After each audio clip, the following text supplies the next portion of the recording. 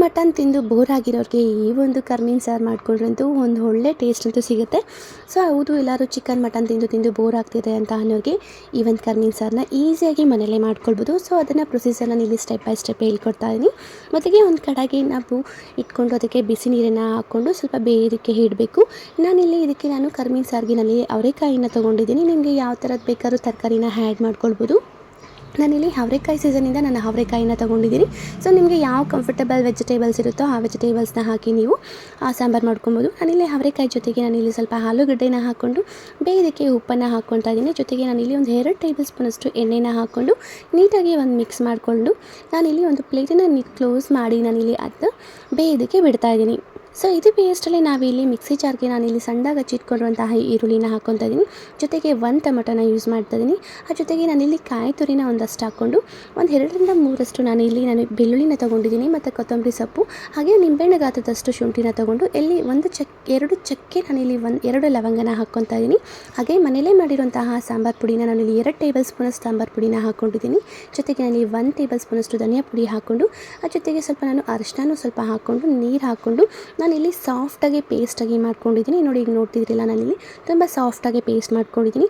ಅದಾದಮೇಲೆ ನಾನಿಲ್ಲಿ ಒಂದು ಕಡಾಯಿಗೆ ಸ್ವಲ್ಪ ಎಣ್ಣೆನ ಬಿಸಿ ಮಾಡಿಕೊಂಡು ಒಗ್ಗರಣೆಗೆ ಇಲ್ಲಿ ಸಾಸಿವೆ ನಾನು ಹಾಕ್ಕೊತಾ ಇದ್ದೀನಿ. ಹಾಗೆ ನಾನಿಲ್ಲಿ ಸಣ್ಣದಾಗಿ ಹಚ್ಚಿಟ್ಕೊಂಡಿರುವಂತಹ ಉದುತ್ತವಾಗಿರುವಂತಹ ಈರುಳ್ಳಿನ ನಾನು ಫ್ರೈ ಮಾಡ್ಕೊಳ್ತಾ ಇದ್ದೀನಿ. ಈರುಳ್ಳಿ ಸಾಫ್ಟ್ ಆದಮೇಲೆ ನಾನಿಲ್ಲಿ ಕರ್ಬೇವಿನ ಸೊಪ್ಪನ್ನು ಹಾಕ್ಕೊತೀನಿ. ಕರ್ಬೇವಿನ ಸೊಪ್ಪು ನಾನು ಲಾಸ್ಟಾಗಿ ಹಾಕ್ತೀನಿ, ಯಾಕಂದರೆ ಹಸಿರಾಗೆ ಹಾಗಿರುತ್ತೆ. ಮೊದಲು ನಾವು ಎಣ್ಣೆದಲ್ಲೇ ಹಾಕಿದ್ರೆ ಅದು ಕಪ್ಪಾಗಿ ಸೀದೋಗುತ್ತೆ.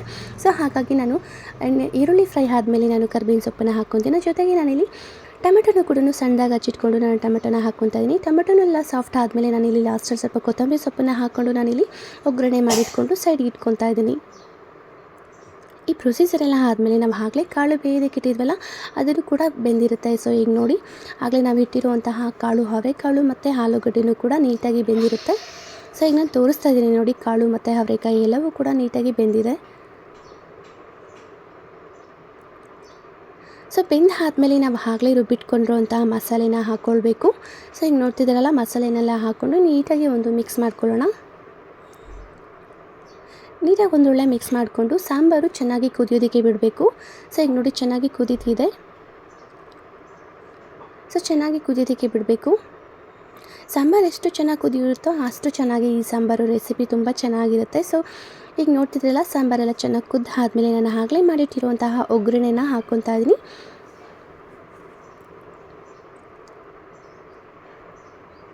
ಸೊ ಈಗ ನೋಡಿ, ಆಗಲೇ ಮಾಡಿರೋಂಥ ಒಗ್ಗರಣೆನ ಹಾಕ್ಕೊಂಡು ನೀಟಾಗಿ ಮಿಕ್ಸ್ ಮಾಡ್ಕೊತಾ ಇದ್ದೀನಿ. ಇದೆಲ್ಲ ಹಾಗೆ ಒಂದು ಸೈಡ್ಗೆ ಇಟ್ಕೊಂಡು ನಾವು ಆಗಲೇ ನಾನು ತೋರಿಸಿದಾಗೆ ಇಲ್ಲಿ ಕರ್ಮೀನನ್ನ ನೋಡಿ, ಈ ಥರ ಕರ್ಮೀನು ಅಂದರೆ ಫುಲ್ ಡ್ರೈಡ್ ಫಿಶ್ ಅಂತ ಕರಿತೀವಿ. ಇದು ಒಣ ಕರ್ಮೀನು ಆಗಿರುತ್ತೆ, ಒಣಗಿರುವಂತಹ ಮೀನಿದು. ಸೊ ಇದನ್ನು ಕರ್ಮೀನು ಅಂತಲೇ ಕರೀತಾರೆ ನಮ್ಮ ಕಡೆ ಹಳ್ಳಿಲಿ. ಸೊ ಇದನ್ನು ನಾನಿಲ್ಲಿ ಒಂದು ಕಬ್ಬಿಣ ಬಾಣಲಿಲಿ ಹಾಕ್ಕೊಂಡು ನೀಟಾಗಿ ಹುರ್ಕೊಳ್ಬೇಕು. ಸೊ ಕಲರ್ ಬಣ್ಣ ಕಂಪ್ಲೀಟಾಗಿ ಕೆಂಪಾಗೋ ಥರ ನಾವು ಇಲ್ಲಿ ನೀಟಾಗಿ ಹುರ್ಕೊಳ್ಬೇಕಾಗುತ್ತೆ. ಸೊ ಇದಕ್ಕೆ ಯಾವುದೇ ಥರಂತಹ ಉಪ್ಪಾಗಲಿ ಅಥವಾ ಏನೂ ಹಾಕದೇ ನಾವು ಇದನ್ನು ಪ್ರೊಸೀಜರ್ನ ಮಾಡ್ಕೊಳ್ಬೇಕಾಗುತ್ತೆ. ಈಗ ನೋಡ್ತಿದ್ರಲ್ಲ, ನೀಟಾಗಿ ಕೆಂಪು ಬಣ್ಣ ಬರೋ ಥರ ನಾನಿಲ್ಲಿ ಹುರ್ಕೊಂಡಿದ್ದೀನಿ. ಸೊ ಹುರಿದೆಲ್ಲ ಆದಮೇಲೆ ನಾವು ಇದನ್ನು ನೀಟಾಗಿ 2 ಸತಿ ವಾಶ್ ಮಾಡ್ಕೊಳ್ಬೇಕಾಗುತ್ತೆ. ಅಂದರೆ 2 ಸತಿ ನಾವು ತೊಳ್ಕೊಳ್ಬೇಕಾಗುತ್ತೆ. ಯಾಕಂದರೆ ಹುರಿದಿರೋದ್ರಿಂದ ಅದರ ಮೇಲೆ ಇರುವಂತಹ ಕಪ್ಪಾಗಿರುವಂತಹದೆಲ್ಲವೂ ಕೂಡ ನೀರಲ್ಲಿ ನೀಟಾಗಿ ವಾಶ್ ಮಾಡ್ಕೊಳ್ಬೇಕು.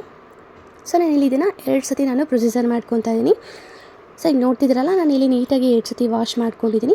ಇದಾದಮೇಲೆ ನಾವು ಕುದೀತಾ ಇರುವಂತಹ ಸಾಂಬಾರಿಗೆ ನಾವು ಹುರಿದಿಟ್ಕೊಂಡು ಮತ್ತು ತೊಳೆದಿಟ್ಕೊಂಡಿರುವಂತಹ ಕರ್ಮೀನನ್ನು ಹಾಕ್ಕೊಳ್ಬೇಕು. ಸೊ ಈಗ ನೋಡಿ, ನಾನು ಹುರಿದಿಟ್ಕೊಂಡಿರುವಂತಹ ಕರ್ಮೀನನ್ನು ಸಾಂಬಾರಿಗೆ ಹಾಕ್ಕೊಂಡು ನೀಟಾಗಿ ಒಂದು ಕುದಿ ಬರ್ಸ್ಕೊಂಡ್ರೆ ಸಾಕು. ಈಗ ನೀಟಾಗಿ ಮಿಕ್ಸ್ ಮಾಡ್ಕೊತಾ ಇದ್ದೀನಿ. ನೀಟಾಗೆಲ್ಲ ಮಿಕ್ಸ್ ಆದಮೇಲೆ ನಾನಿಲ್ಲಿ ಚೆನ್ನಾಗಿ ಒಂದು 2ರಿಂದ 3 ನಿಮಿಷ ಕುದ್ರೆ ಸಾಕು. ರುಚಿಯಾಗಿರುವಂತಹ ಒಂದು ಒಳ್ಳೆ ಕರ್ಮೀನ್ ಸಾರು ರೆಡಿಯಾಗಿರುತ್ತೆ.